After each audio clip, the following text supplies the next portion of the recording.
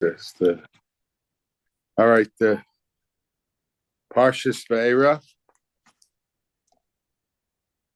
Of course, all of our attention and the intention of, I'm sure, Jews all over the world is focused today on what is going on in Eretz Yisrael, about the release of the hostages, the ceasefire, the negotiations that took place, the threats that it may have taken place. And there's a sense of bewilderment. We don't know. Is it good? Is it bad? Are we being pushed into something that long term will be detrimental to the Jewish people in the same manner as these same types of settlements or agreements or understandings or whatever you want to call it, and it's probably none of those three, that have taken place time and time again. And time again, they not only proved to be futile, but sometimes made the situations even worse. But on the other hand, of course, everybody is happy that the hostages are returning. The mitzvah of Ahavta l'reyacha kamocha makes us, or in a sense directs us, to consider ourselves as if we were in their place, in the place of their families. And certainly from that perspective, we all can share a little bit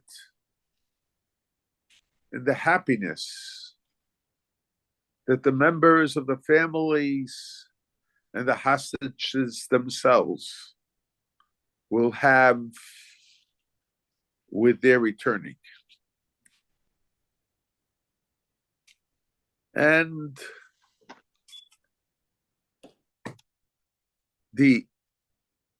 I think it's interesting when you look at the Haggadah. The Haggadah tells us on Pesach, it's interesting that all of this is taking place when we are reading the first three Sedras of Chumash Shemos. Probably it'll go longer. And Lubavitch, they would interpret, of course, it's not the literal interpretation. Kivuitim la Torah. Evaluate the times with the Torah. The simple explanation of Kivuitim la Torah is set aside time for learning Torah. But other explanations are offered. Rav Shimshon Raphael Hirsch advocated the idea that Kivul Itum Torah means that the problems of the day, the attitudes of the day, should be formulated in accordance with the Torah, rather than interpreting the Torah in accordance with the attitudes of the day. This, of course, has special meaning to us in this generation, when things that only a few years ago, and certainly one generation ago, were considered abhorrent, terrible, And today, sometimes, unfortunately, acceptance is considered like a mitzvah. And Lubavitch, they understood it in a different manner. In other words, all the questions of the day should be evaluated by looking into the Sedra or Sedros of the time, at that time. In other words, the questions that take place in Parshas Vayera. When we formulate our attitude regarding these questions, we should seek guidance. Of course, we should seek guidance from the other parts of the Torah also. But there might be something special in the Sedra of the week. And the truth of the matter is, not explaining this statement of Kivu Itim LaTorah, I heard from my father Zatzal that was the attitude of his ancestors as well. That to look at the Sedra of the week, and the Sedra of the week has a special message for Jews of all generations. But particularly Yetzias Mitzrayim, the exodus of the Jewish people from Egypt, is not just talking about the oppression that the Jewish people faced in Egypt after Yaakov and Yosef and the Shvatim passed away. But it's talking about the oppression, especially those of exile. And as I've mentioned many times, even the Jews in Eretz Yisrael today are in exile.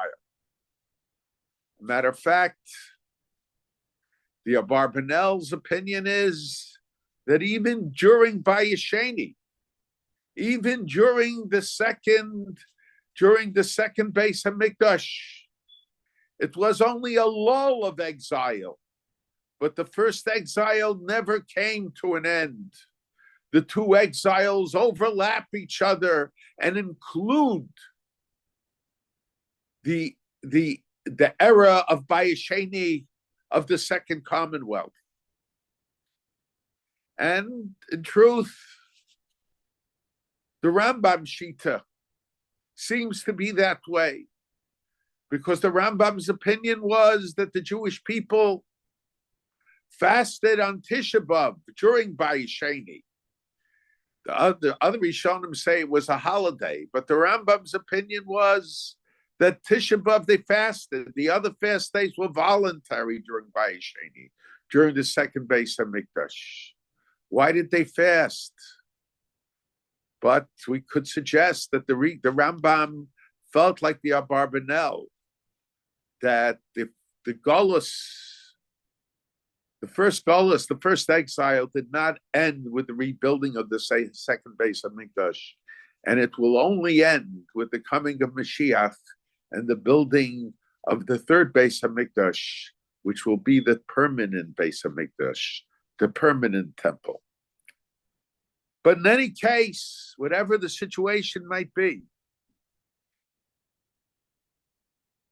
Golus Mitzrayim, the exile, is a blueprint for the Jewish people, for all future exiles, for all future confrontations that we have.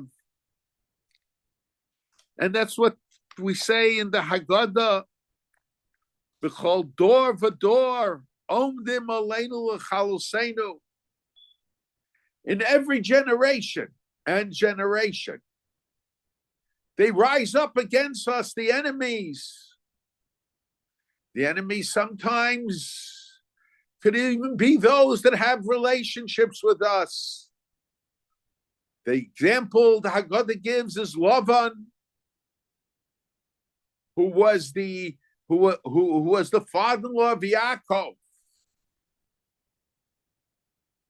But in every generation, but still, Where do we talk about it?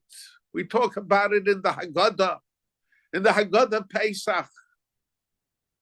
So the exile and the freedom from exile that took place, the salvation, I should say, that took place in Egypt is a blueprint for future generations as well.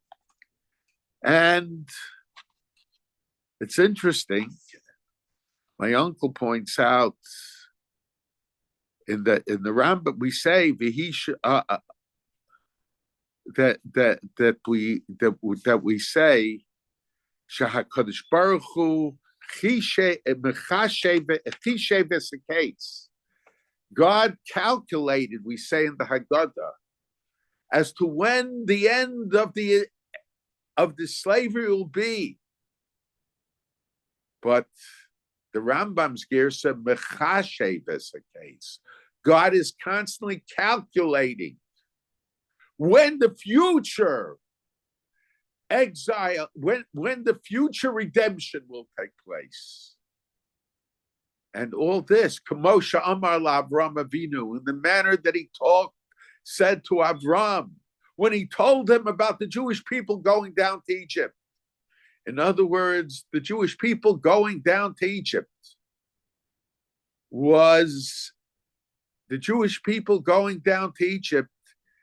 is an indication, and it's a blueprint of what is going to happen in the future as well. And I think because of the confusion, and I think that's the best word that we could have, and how to react and how to feel about the situation, it's worthwhile, in accordance with the customs of those who say, Kivu itim la Torah. Look at the sedris of the period of time of the year. To look at these week's sedris from the perspective of regarding the perspective of the situation that we are facing today. Now, the first question I want to raise, that's on the Haggadah and what I just quoted. It says, B'chol dor v'dor omdim aleinu l'chal sein. This question could be asked many times. And in each case where that expression is, B'chol dor v'dor, you might be able to give a different answer.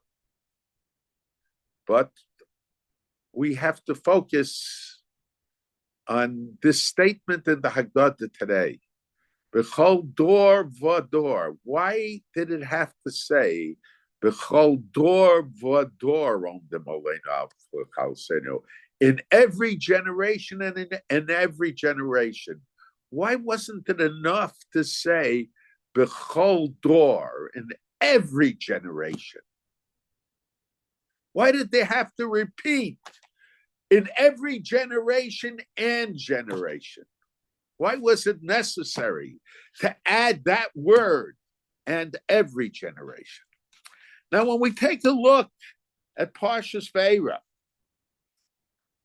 actually, it's Parshas Vayera, according to the way the Mefarshim explain the first psukim of Vayera, God chastises, is seeming to chastise Moshe Rabbeinu, because at the end of the previous Sedra, Moshe Rabbeinu accepts, after deliberation of 7 days, he accepts the mission that God gives him to go to Paro.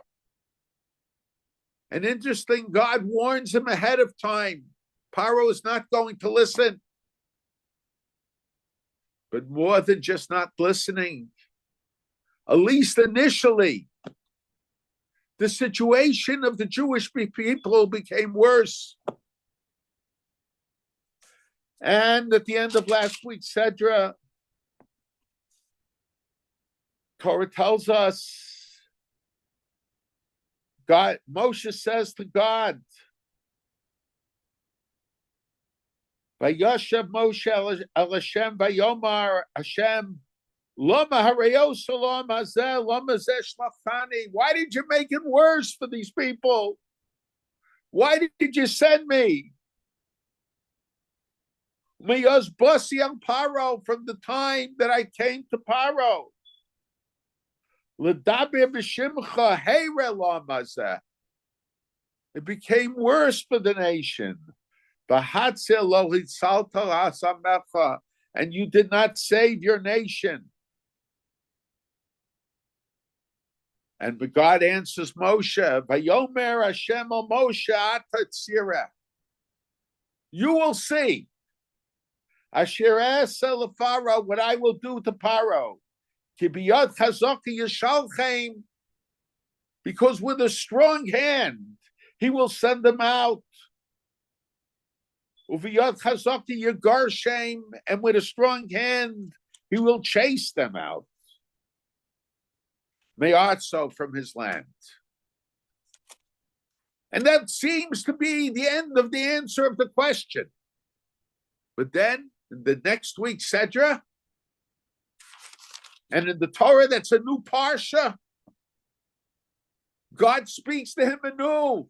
It wasn't part of the same, if I could use the word session, the same conversation.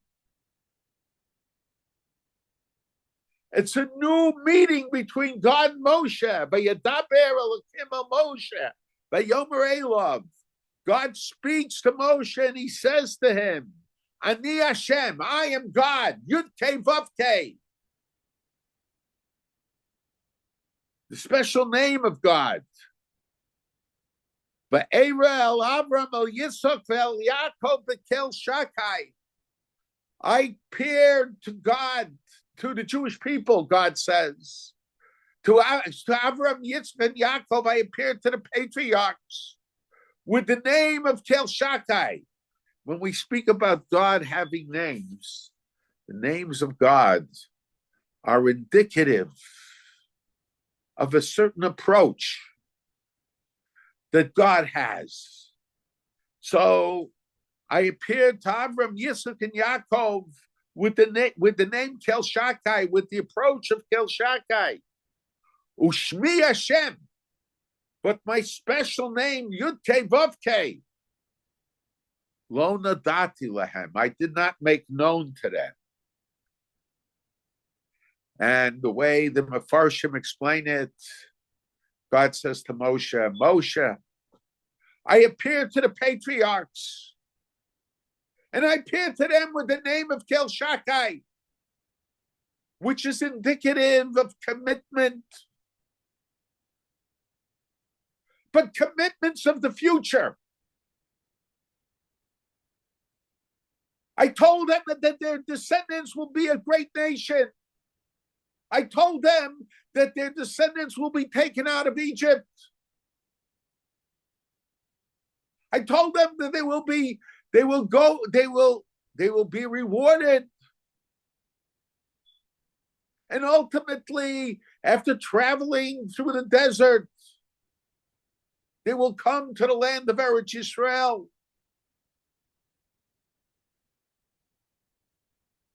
And they knew that that was something that was going to take place only in the future. It wouldn't take place in the present. They knew that they wouldn't see the fulfillment of these commitments. And it's very interesting. The Torah tells us, but you, Moshe, I appeared with the name Yud Kei Vav Kei, which implies not only commitments for the future, but that you will see the fulfillment of those commitments. They didn't complain, and you complained. And it's interesting, the Torah tells us here,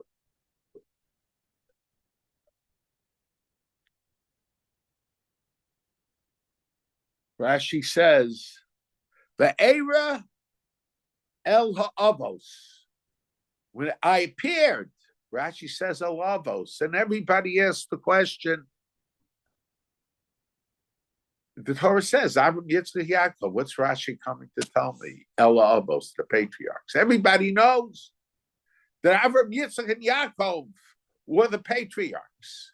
There are those that suggest that there was a period of time when I thought that made sense, that in the old days they didn't have printing.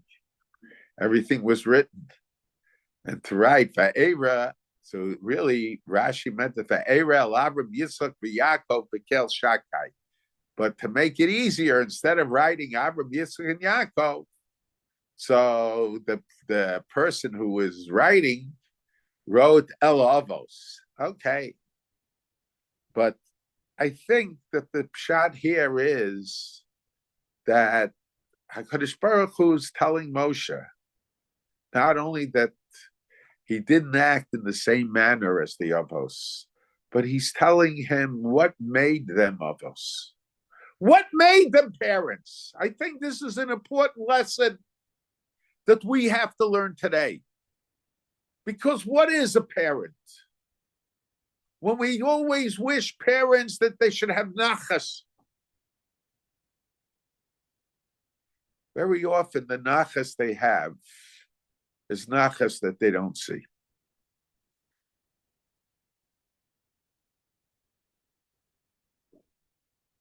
A parent is one, and perhaps today it's not that way, who is concerned about the future. And a future that they themselves might not see. That's parenthood. And he was explaining why Avram, Yitzchak, and Yaakov, they didn't complain, because to them, the future was more important than the present. There wasn't the nose, there wasn't instantly. I am concerned about the future generations. But Moshe, you complain, even though you're going to see it. Now, Moshe, so the name Kel Shakai is indicative of commitment, that the people who received the commitment, who received the assurance, they knew they're not going to see the fulfillment of that commitment. But Yud Kei Vav Kei somehow indicates not only the commitment, but the seeing of the fulfillment of that commitment. And we have to understand, how is it that way? How is it that way? And then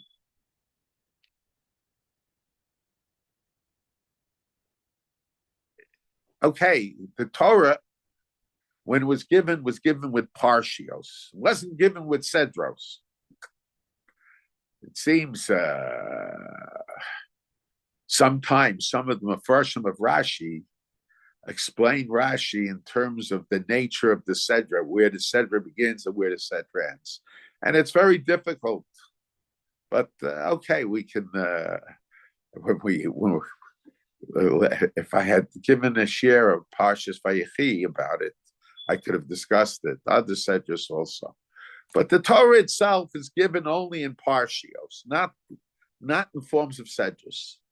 Sedras, where a Sedra begins and where a Sedra ends, was probably established by Ezra HaSofer. But okay, so we have to understand why Ezra said the Sedra should end over here and begin over here. It's very odd. Moshe Rabbeinu complains to God. God gives him an answer. And then that's the end of that meeting. And then he has another meeting, another revelation to Moshe. And he continues the answer. The first answer was Ata Tira. That was in last week's Sedra. You will see. And in this week's Sedra, it's Be'erel Avos. I appeared to the Avos and they didn't complain. Logic would dictate that the two things should have been together. You're going to see the fulfillment, how the Jewish people are going to go out of Egypt. You're going to see that Paro is going to send the Jews away. But you don't have the traits of the Avos. But God divided it up into two different revelations, two different meanings. And Ezra Hasofer himself seemed to put the two thoughts, even though they were a response to the same question, the two expressions of Atatira and Be'era El Avram Yitzchak Yaakov Bekel Shakai. He put it in two separate sedras.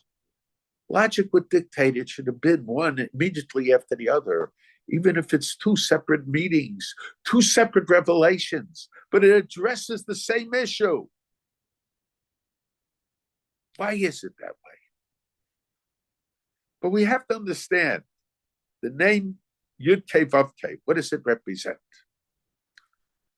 The name Yud-Kei Vav-Kei represents, according to the Kabbalah, Haya Hove V'yeh. God was, God is, and God will be. But even that is more limiting than the way it is. Haya Hove V'yeh is three different words. God was in the past, God is in the present, God will be in the future. But when we have it in one word, Yud-Kei Vav-Kei, which means God was, God is, and God will be, in one word, it's not only that God was, God is, and God will be, but there is no separation between past, present, and future. In other words, there is no separation between the past and the present of the commitment and the fulfillment of the future.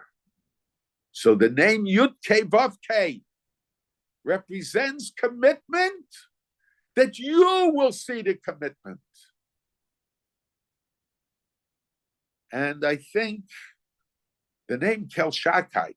So in a sense, the name Yud-Kei Vav-Kei, I think, is indicative of no separation between past, present, future.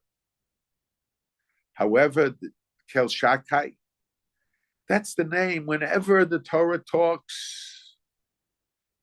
Now, I shouldn't say whatever, but when the Torah talks about a period of Arivia, of future generations in regard to the Jewish people, certainly from the time of Yaakov onward. So the Torah employs Kel Shakai, the name Kel Shakai. What is Shakai? There are all kinds of interpretations of Shakai.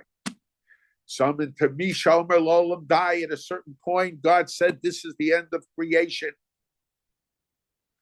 And then Mishaded, Marche HaTeva, God who breaks Teva, who breaks nature. All kinds of other explanations as well. But one thing, we see the word in Shakai, die, enough. What's the idea? In nature, we have on one hand consistency. Everything is the same. It repeats itself over and over and over again. On the other hand, there are all kinds of changes that take place. And in a sense, period of Arivia represents the idea of a different generation. Of course, it's within nature, but it's a different generation. And each generation is different from the other. There are those that want to believe that the generations are the same. But it's not only the people that are different.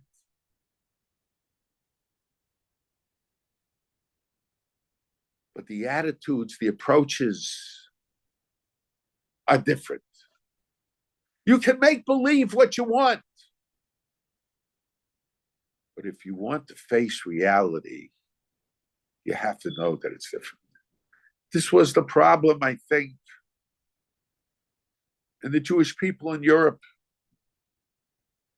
We assumed, just as we survived one generation after another, the Holocaust won't be any different.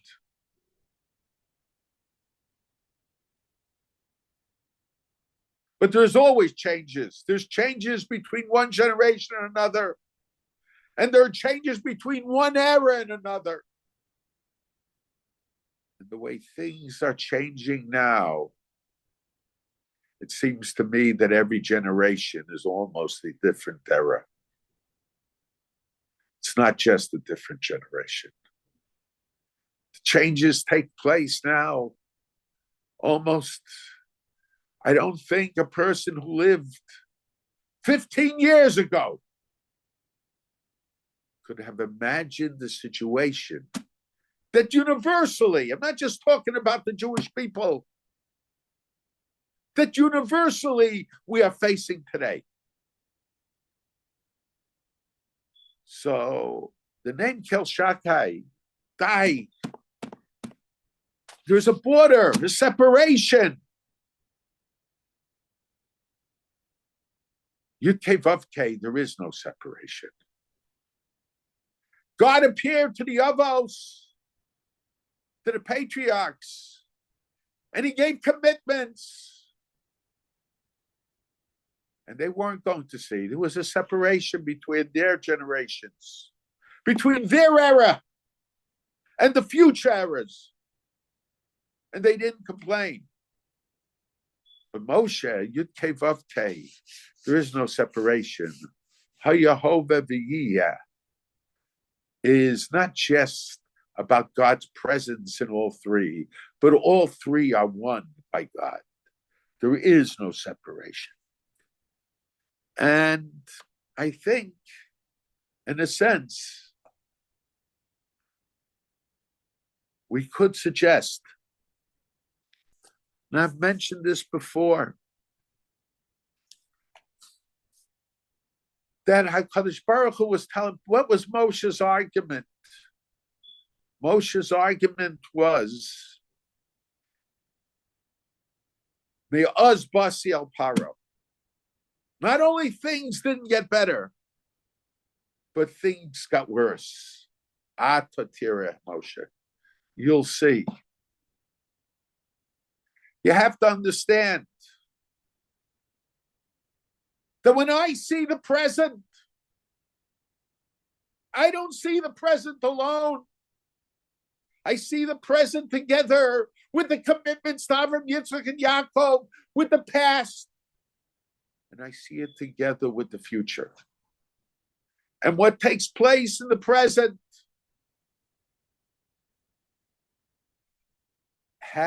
is based on what took place or is taking place in the past by me, and what will and is taking place by me in the future presently. Because by God, past, present, and future are all one. And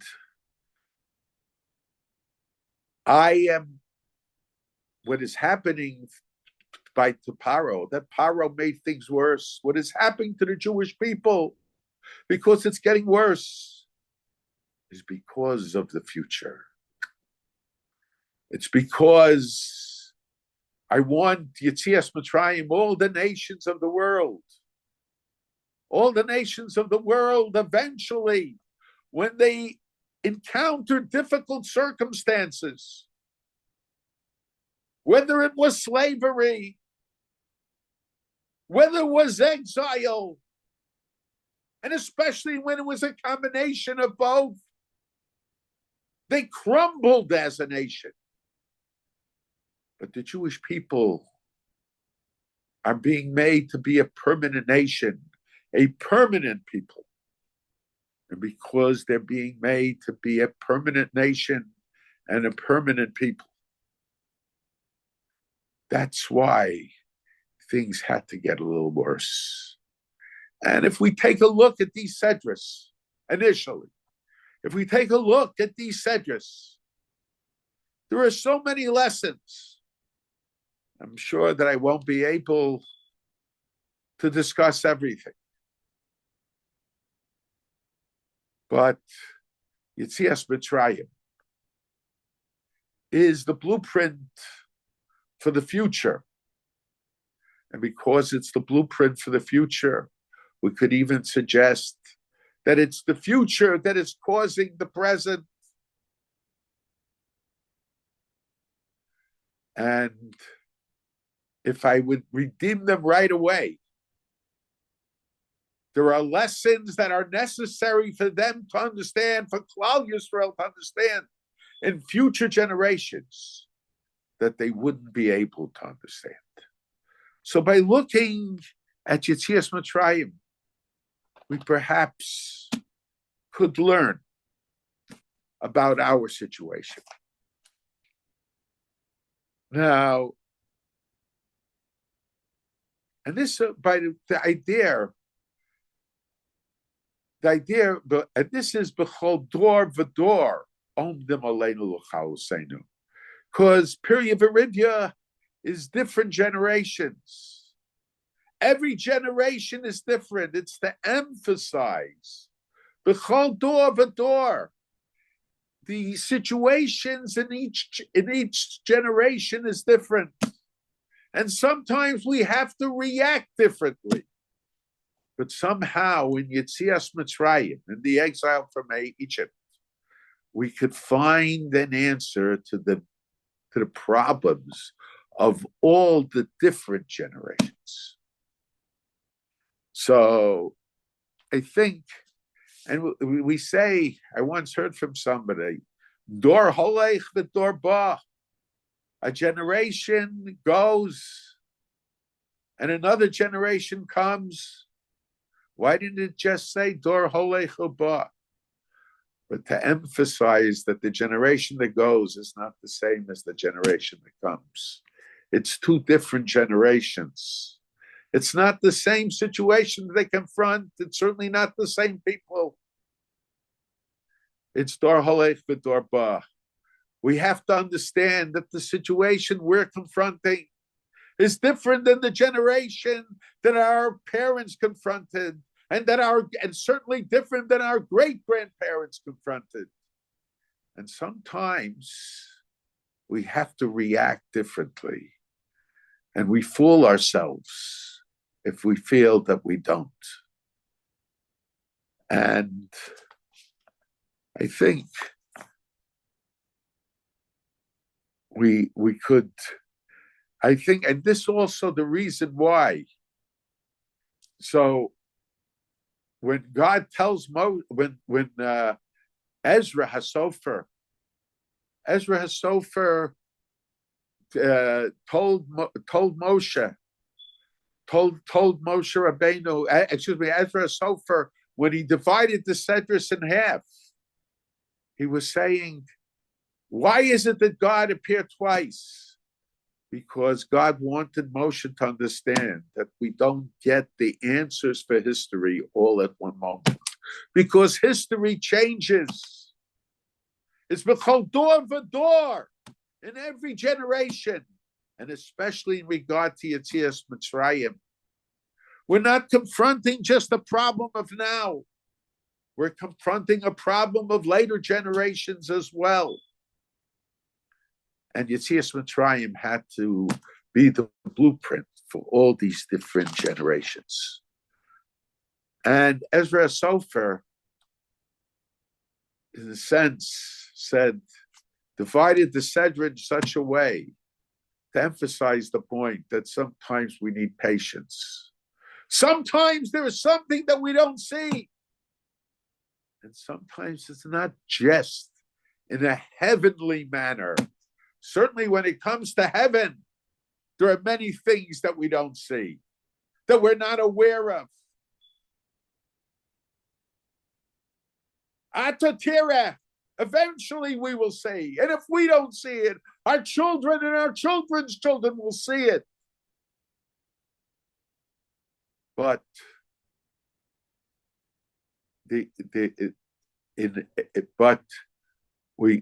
but even when it comes to us,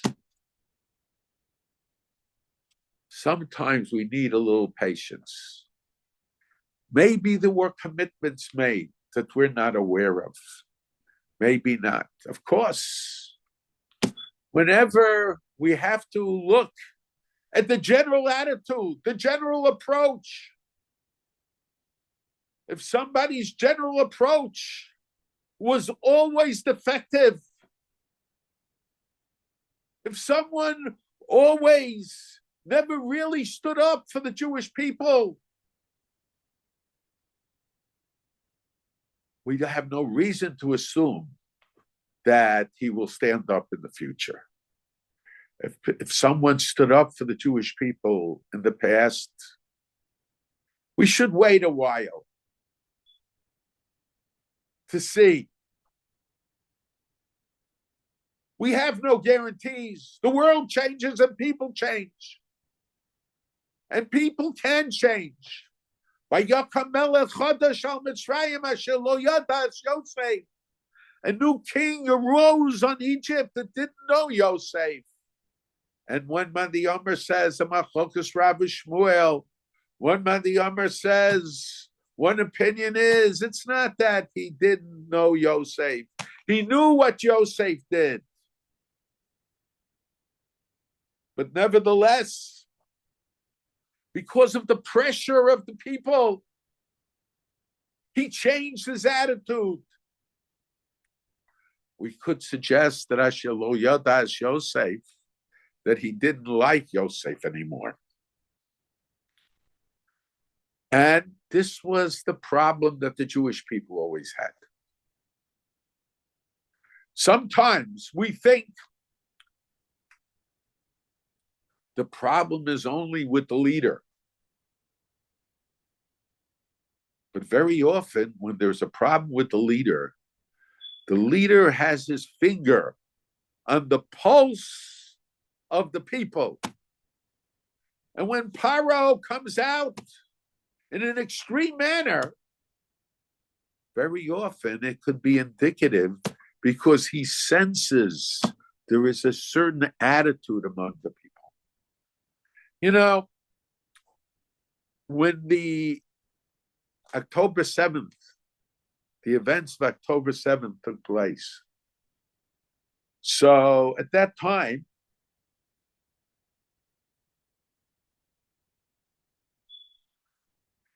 the events of October 7th took place.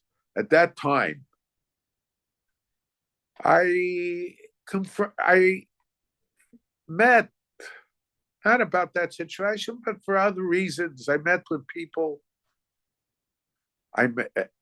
And of course, almost immediately after October 7th, after Jewish women were raped and killed and murdered, after Jewish infants in front of their parents were placed in the ovens, all these great humanists were talking about how Israel was reacting.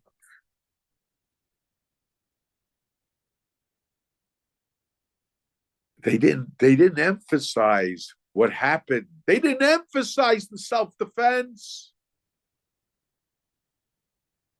And when I would talk, there was a person in the house that was sent to fix something.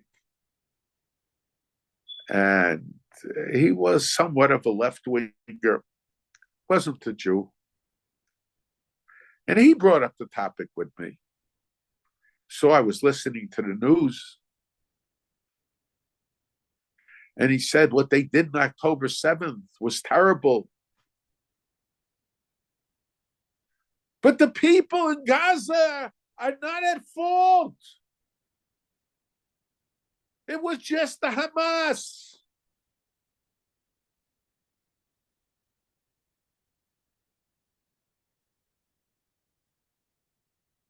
And I said to him, and we didn't know at that time how the people, not only from Gaza, accompanied the Hamas soldiers, the Hamas murderers into Israel, but even people from the UN, the so-called peace-loving organization, accompanied them.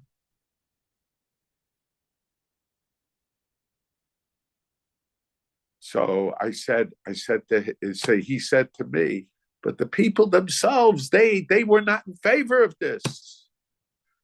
And he didn't mention, but the newspapers, when a house was bombed, so the residents would scream against Hamas. Yes, the residents screamed that against Hamas when their house was destroyed. But when they were destroying the houses of Israel, when they were destroying the Jewish people, when they were murdering and raping. So then the people cheered them on. They had parades. And just like there was a parade now, in honor of the soldiers that they considered victorious. So let us not fool ourselves. Just as one Mandi Omer says, Vayokam Melech Chadash al Mitzrayim, it wasn't really a new king. But he had a new attitude, a new approach. And why did he have a new attitude, a new approach? Because when the people of Egypt approached him and they said to him, it's time, we have to do things against the Jewish people. He said, how could we do it? Yosef, the Jewish people, they saved us from starvation. And for 3 months he was deposed. And then he changed his attitude.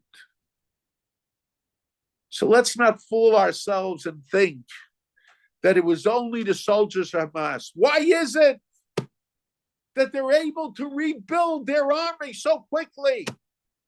Even before the murderers that were arrested by the Jewish people are rejoining them. It's because that's part of the philosophy of the daily lives of Hamas.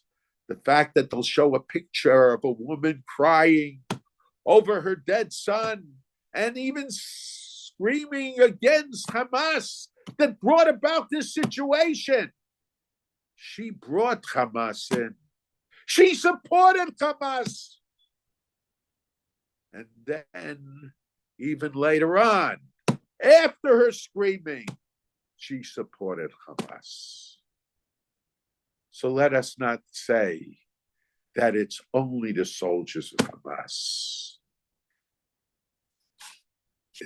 These are the enablers, the so-called civilians are the enablers, the one who brings up their children, that the greatest good deed that they can perform from their basis of their religion is killing the Jewish people, destroying the Jewish state.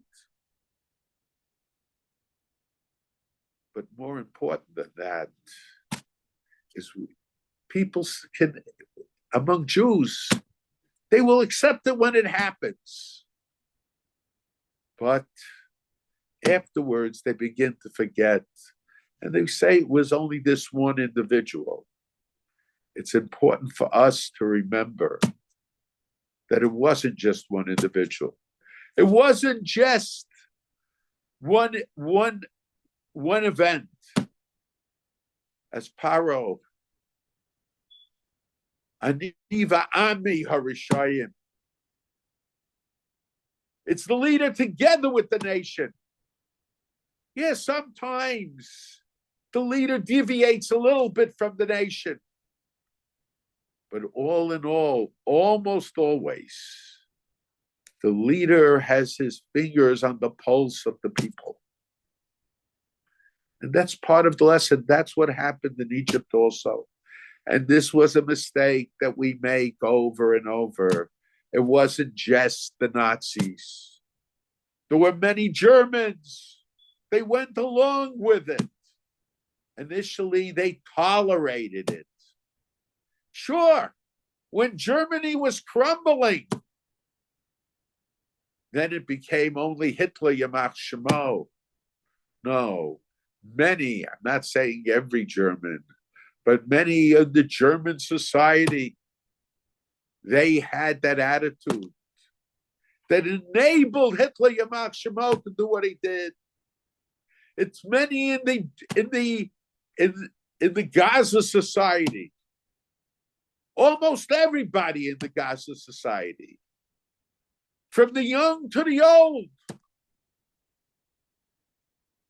that has that attitude as well. Yeah, there are moments when they realize for only a moment that it wasn't worth it, but it changes immediately afterwards. And this is one of the lessons that we have to learn. This is one of the lessons that we have to learn from a matter of fact, in last week's Sedra, the Torah tells us that but by the Yamas Malach Mitzrayim, the king of Egypt died. I think I might have mentioned it last week. The Jewish people groaned from their work.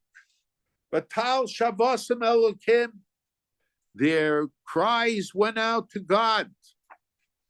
And according to Haggadah,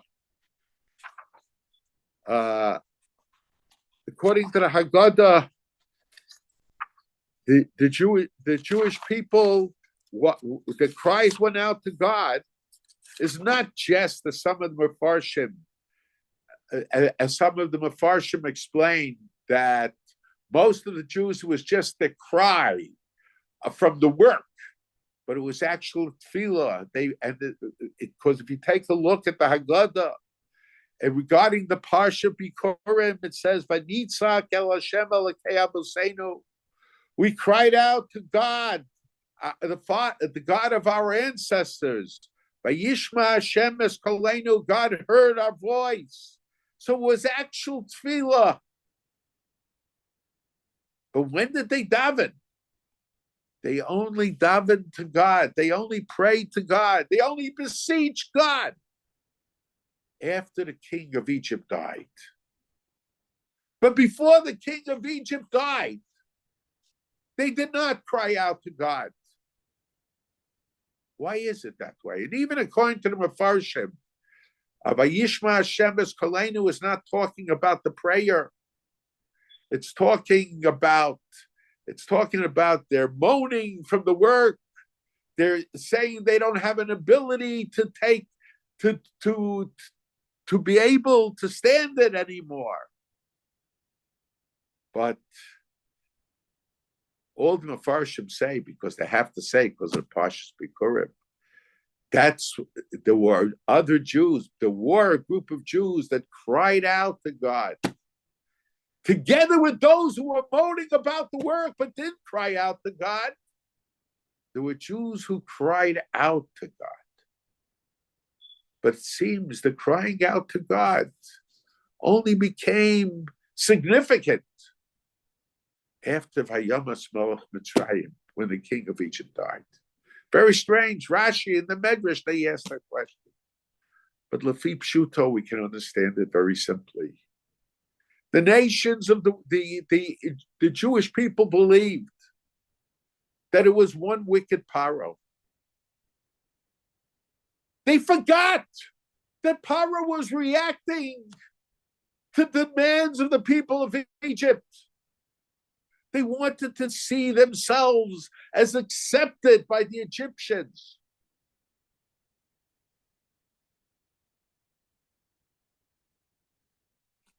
And because of that, their attitude was, there's light at the end of the tunnel. They didn't feel compelled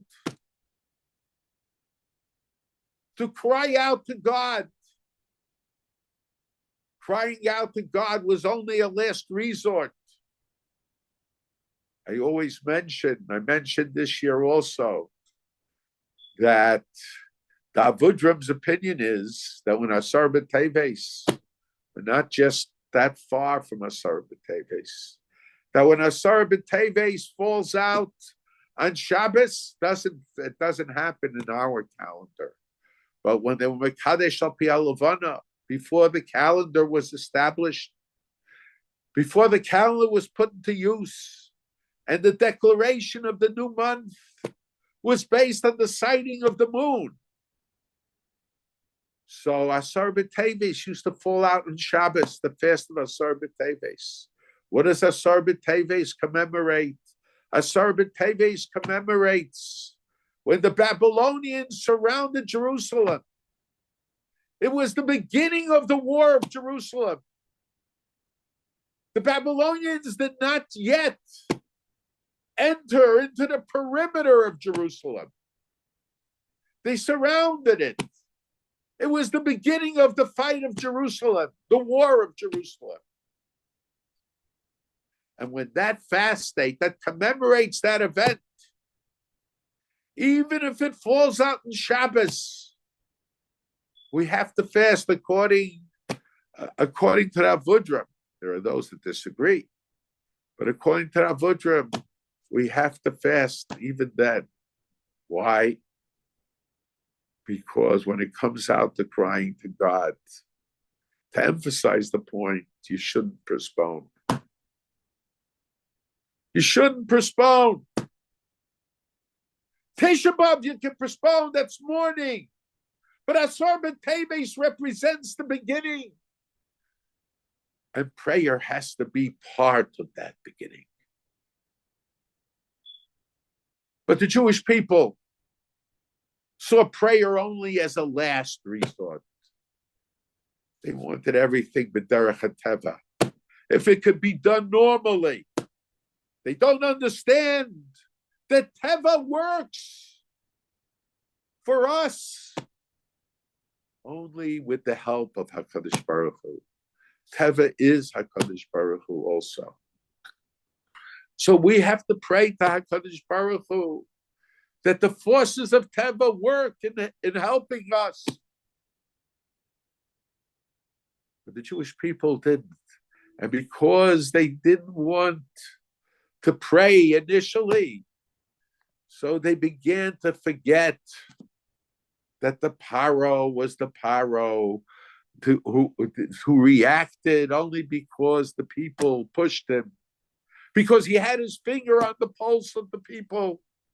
And they began to imagine that the Egyptians really liked them. And when this Paro will die,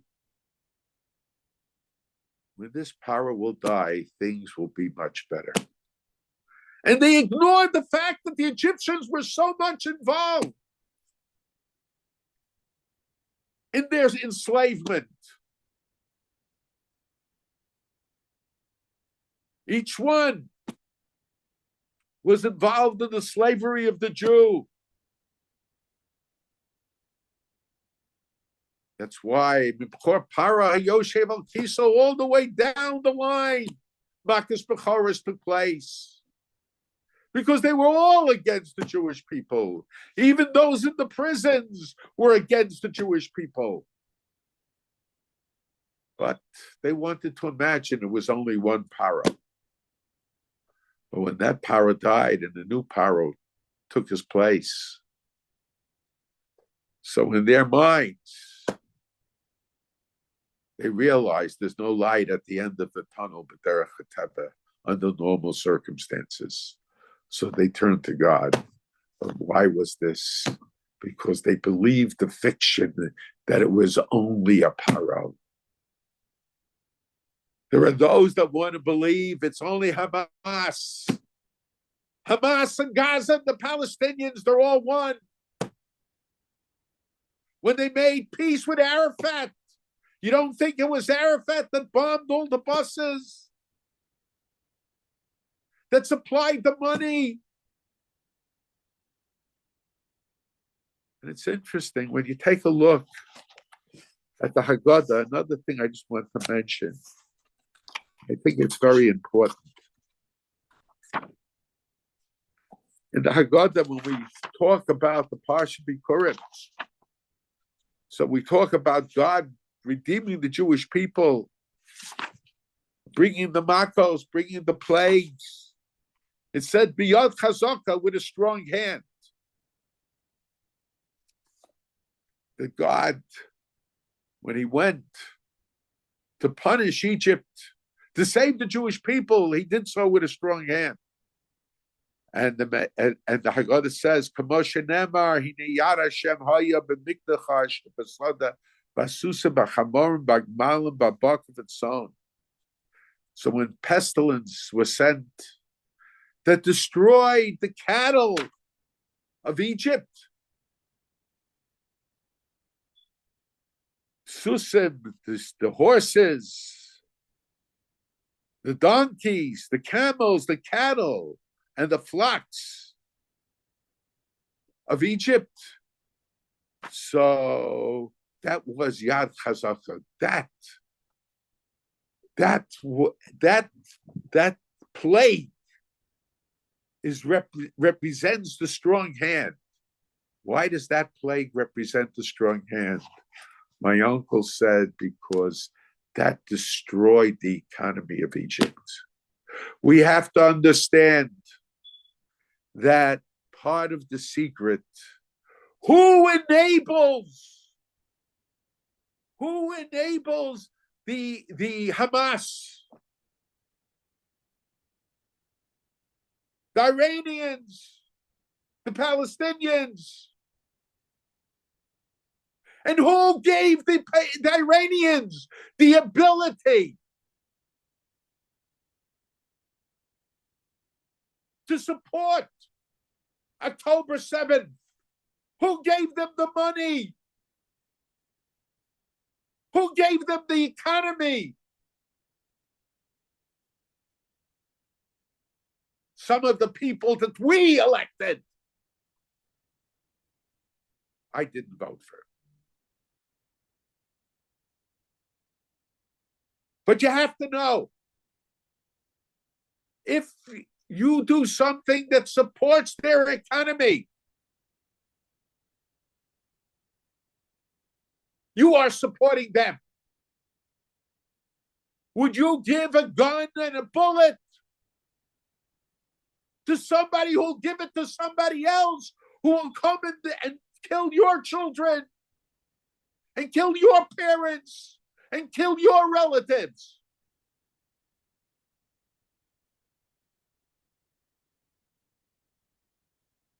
And when we give support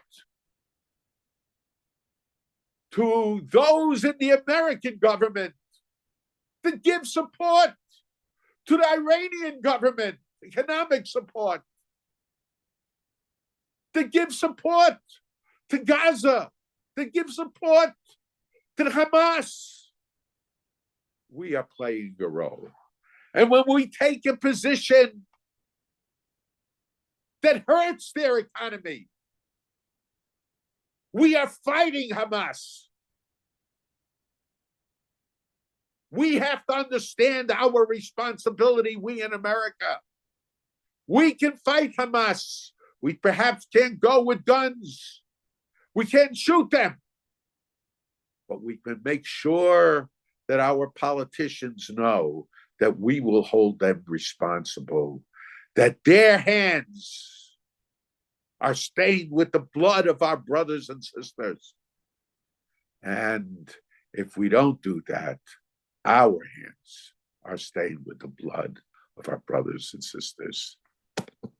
Yetzias Mitzrayim, there's much more to say, but the whole episode of Yetzias Mitzrayim, the slavery of Egypt, all of that is the blueprint for what we are facing today.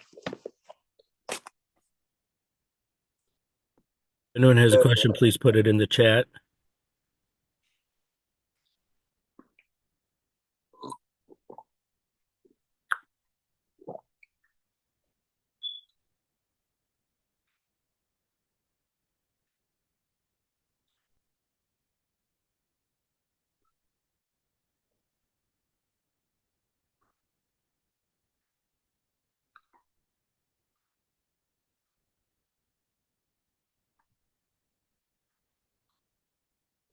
Okay, there aren't any questions.